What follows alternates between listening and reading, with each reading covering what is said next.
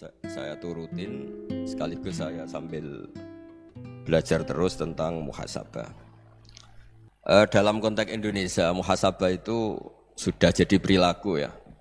Karena dulu orang tua saya, guru-guru saya kalau ngandani itu, bayangkan kalau kamu jadi dia.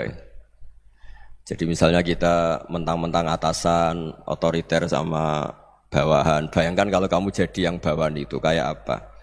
Laukun tamakana, kalau orang Arab bilang, bayangkan kalau kamu di posisi dia.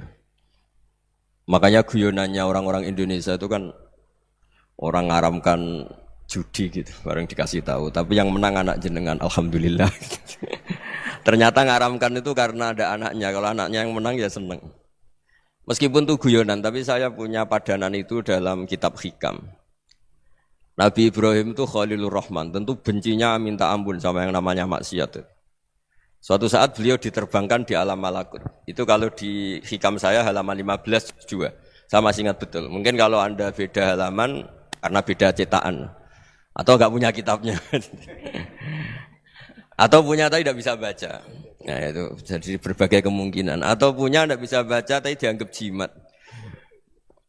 Atau digo pencitraan. Banyak itu kaji-kaji tidak bisa baca kitab tapi di ruang tamunya kitabnya besar-besar. Pencitraan itu, tapi ya bagus lah, nggak apa-apa untuk syiar. Setelah diterbangkan di alam malakut, diperlihatkan sama Allah, ada orang pezina, ada orang syaribul khomri, ada orang mabuk, ada orang macam-macam. Allah tanya sama Nabi Ibrahim, bagaimana pendapat kamu Ibrahim tentang mereka yang maksiat?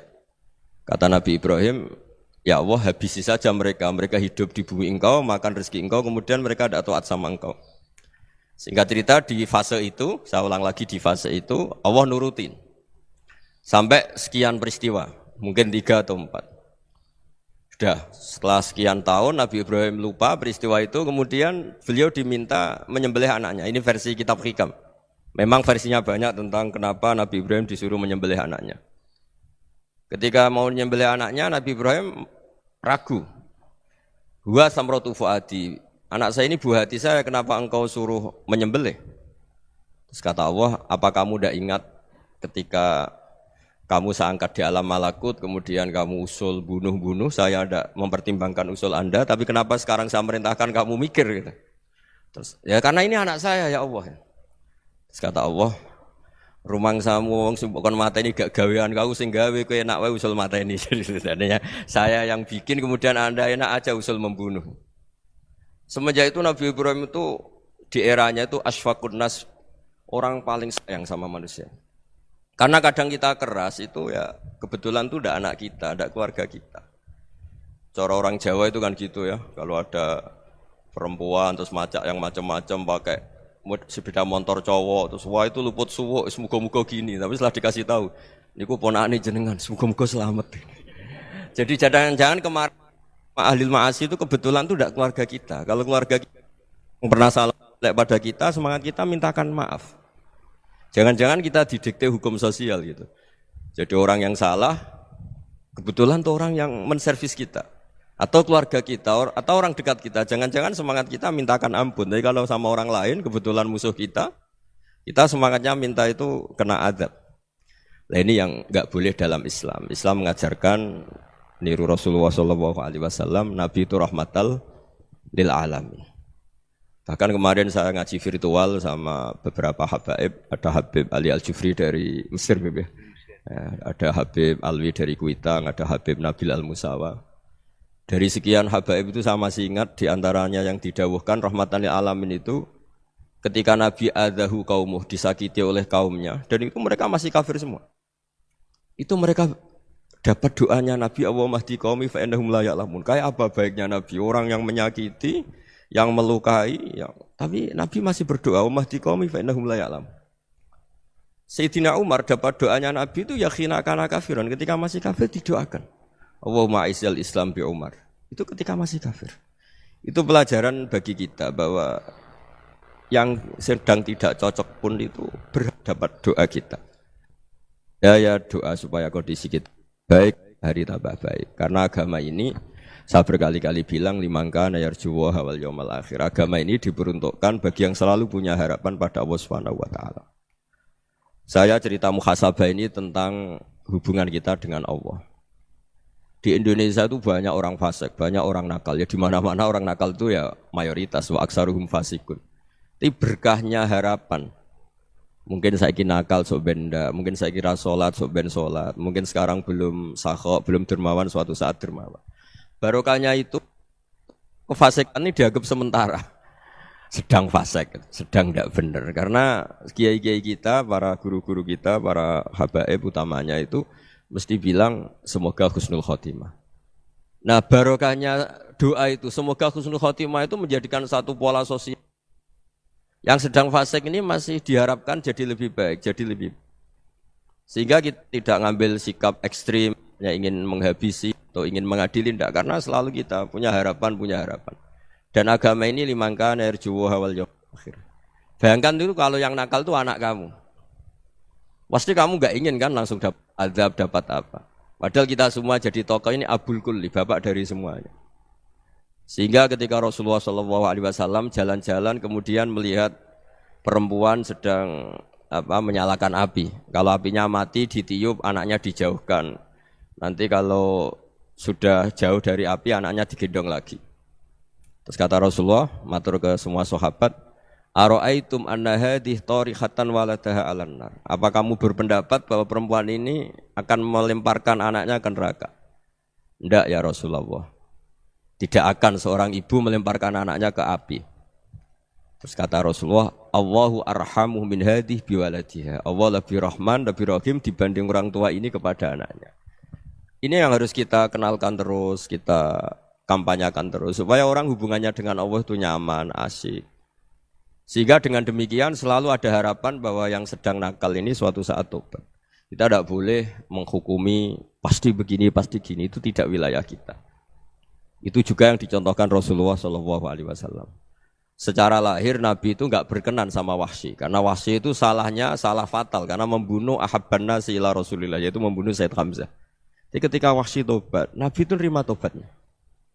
Dan ketika beliau dengan basariyahnya agak siap ketemu Wahsy karena harus ingat Sayyid Hamzah, basariyahnya diturutin. Oke, kamu iman, saya turutin, tapi jangan sering ketemu saya. Karena kalau ketemu kamu, saya masih ingat sama paman saya, Sayyid Hamzah. Kita bisa ngelola seperti itu. Kita tidak cocok sama orang, bagaimanapun mereka umat Rasulullah SAW, kita tetap mencintai mereka. Misalnya kalau beda agama, mereka sama-sama orang Indonesia, kita mencintai mereka atas nama warga Indonesia. Tapi kalau misalnya potongannya ora cocok, beda kultur, bawaannya itu mangkelno cara Jawa, ya bisa diilmoni, jangan ketemu. Wong sudah tidak cocok, ingin ketemu nyari solusi, roh ini tok seneng itu kan ya repot itu. Ya sudah kalau nggak mati cocok ya jangan sering ketemu. Dan itu kita bisa memanage seperti itu tuh bisa. Saya berkali-kali cerita tentang Imam Syafi'i. Kalau dikasih tahu ya Imam Aba Abdillah, panggilannya Imam Syafi'i, tetangga anda ini ternyata banyak yang nggak senang anda. Jawabnya beliau senang. Ya bagus kalau nggak senang saya, ndak utang saya katanya. Jadi gara-gara sampean seneng aku ngatur aku ini kan. Dan mungkin sampean rasa seneng kan ya enak. Jadi hidup itu dianggap happy. Kalau seneng ya teman silaturahim, kalau nggak seneng ya nggak bakal utang gitu. Baru kaya seneng itu nggak ganggu. Gitu. Jadi dulu itu orang bisa ngelola seneng ndak seneng itu bisa. Karena ada kearifan hubungan dengan Allah Subhanahu wa ta'ala. Hidupnya selesai karena masyghul bi dzikrillah, mereka sibuk dengan Allah. Makanya kata ulama-ulama tasawuf, kamu jangan melihat manusia perilakunya, tapi kamu juga harus ingat yang gerakkan semua itu Allah Subhanahu wa ta'ala. Dengan demikian kita farah, kita senang. Makanya Nabi kalau ngutus Anas bin Malik kemudian enggak kesampaian yang diinginkan karena Anas main, ketika garwa-garwane Nabi agak tersinggung, Nabi andaikan Allah menghendaki yang saya inginkan kesampaian, pasti itu kesampaian. Jadi dianggap kegagalan Anas gak manggil yang dituju Nabi itu ya kersane Allah, ya enteng saja. Sayyidina Ali lebih parah lagi yang dialamin. Itu dalam beliau kalau dipanggil itu gak cepat-cepat ke sana. Ketika ditanya, kenapa kamu tak panggil gak cepat ke saya? Amin tu ukubatak. Karena aku tahu engkau orang baik. Orang baik itu pemaaf. Jadi makanya orang-orang soleh dulu itu bodoni itu. Makanya sekarang kalau ada orang bodoni itu mesti bidik orang soleh. Kalau orang-orang soleh itu kakean husnudzon lagi sering dibodonin. Abdullah bin Umar itu masyhur itu. Kalau ada budaknya sering sholat, sergap sholat itu dimerdekakan. Akhirnya enggak sholat pun pura-pura sholat. Akhirnya juga dimerdekakan. Ketika ditanya, kenapa engkau merdekakan? Padahal mereka sholatnya menipu engkau, kata pembisik-pembisik itu. Man khoda'ana lillah in khoda'na lah. Dia nipu atas nama Allah, berarti saat tertipu juga atas nama Allah, enggak masalah dong, semuanya demi Allah Subhanahu wa ta'ala. Jadi ketika kita ketemu mensifati Allah Ta'ala itu ghafir, Allah pemaaf. Jangan kamu enggak fair untuk diri kamu nyifati Allah ghafir, pada orang lain Allah kamu sifati syadidul iqab. Jadi Allah kamu atur, kayak MC tadi ngatur saya. Jadi Allah itu apa? Kalau pada saya ghafir, kalau pada musuh saya syadidul iqam. Itu tidak fair. Kalau Anda punya harapan kepada Allah karena Allah Rahman Rahim, Allah Ghafir, sebenarnya Allah pada musuh kita ya bisa saja Allah Ghafir, bisa saja Allah Rahman Rahim. Sehingga kita melihat orang lain yang kita tidak cocok itu ya enteng saja. Itu min ummati Rasulillah sing tanaluhu syafa'atuh, tanaluhu sa'atu rahmati, tanaluhu fair. Jangan dengan kita kayak mesti dapat rahmat, jangan orang lain kayak Allah pasti syadidul iqam, itu tidak boleh. Sehingga ketika ada orang Badui, singkat cerita orang Badui ini kencing di masjid, semua sahabat membentak dia. Yang enggak bentak hanya Nabi tok. Saking mangkalnya orang ini karena semua sahabat bentak kecuali Nabi. Setelah dibenarin Nabi, terus Nabi nyuruh sabbu ali dhanuban min ma'in. Setelah disucikan masjid itu, dia berdoa keras sekali. Allahumma arhamni wa Muhammadan wa la tarham ma'ana ahadan. Ya Allah, yang berhak dapat rahmatmu hanya saya dan Nabi Muhammad, yang lainnya jangan. Karena yang lainnya tuh jengkelin, gitu aja saya salah dimarah-marahin gitu. Jadi kalau kamu doa terbatas ya kayak orang Bedui ini, kayak orang Arabi. Apa kata Nabi? Laqad tahajjarta wasi'an. Allah yang rahmatnya luas menjadi kamu sempitkan. Karena kamu mau atur Allah hanya Rahman pada Indonesian Power, pada NU, pada kita, yang orang lain enggak perlu dapat. Itu kan kasihan Islam, karena Islam terus enggak dimiliki semua orang. Allah tidak dimiliki semua orang, Rasulullah tidak dimiliki semua orang karena dipek NU, dipek ormas tertentu, dipek enggak boleh seperti itu. Enggak boleh takhasyar tawasian kata Nabi, tidak boleh mempersempit zat yang rahmatnya itu luas. Ini semoga etika ini kita pakai di Indonesia. Yang sedang fase kita harapkan lebih baik. Yang sedang enggak dapat hidayah kita doakan dapat apa? Hidayah. Masyhur kan, makanya tadi saya mohon sama Habib Ali supaya Habib Ahmad supaya tetap mahalul qiyam, tabaruk sama Habib Ali. Di antara doa-doa di Simtuduror masyhur itu antuqa bilal mudhniba minnah bil ghufran wal musi'ah bil ihsan. Jadi harapannya para habaib, para orang-orang baik dulu ya semoga yang dosa itu dimaafkan, yang sedang salah dibuka, bikin lebih baik. Nabi itu tugasnya juga gitu. Wastaghfir li dzambika walil mu'minina wal mu'minat. Nabi itu tugasnya juga memintakan ampun yang sedang salah. Nah, ini cobalah jadi etika kita, muhasabah kita. Jadi muhasabah itu cara berpikir kita set, kita pikir ulang. Ternyata semangatnya seorang nabi itu wastaghfir li dzambika walil mu'minat. Semangatnya itu memintakan ampun. Orang ahli tafsir tahu semua kalau Nabi itu tidak mungkin dosa. Jadi itu khitabun Nabi wa urida bihi ummatu, itu khitab Nabi, tapi yang dimaksud itu umatnya karena Nabi tidak akan mengalami dzambun, tidak akan mengalami dosa. Sekarang enggak, kadang-kadang kita ini kalau orang lain salah itu semangat. Kalau di perusahaan ada teman salah, apalagi miran salah itu seneng. Barokahnya salah bisa ganti kan gitu. Jadi kalau mungkin di dunia tokoh juga gitu, barokahnya ada tokoh salah, kita yang jadi populer sendiri, tidak boleh seperti itu. Kita harus salimus sodri di jami'il muslimin. Jadi ini harus dilatih. Saya tadi matur sama Habib Ahmad, latihan kita jadi hidup. Nabi itu kalau resep jadi wali itu kata Nabi gampang. Kata Nabi, kalau kamu ingin disenangin Allah, ya sudah. Kalau kamu asbahta, amseta, gini-gini, perasaan kamu kata Nabi, jangan punya perasaan ghil sama orang muslimin. Itu sudah wadzalika min sunnati. Makanya Nabi ngendikan la yablughni ahadun an ahadin syai'an. Ada yang baca la yuballighni ahadun an ahadin syai'an.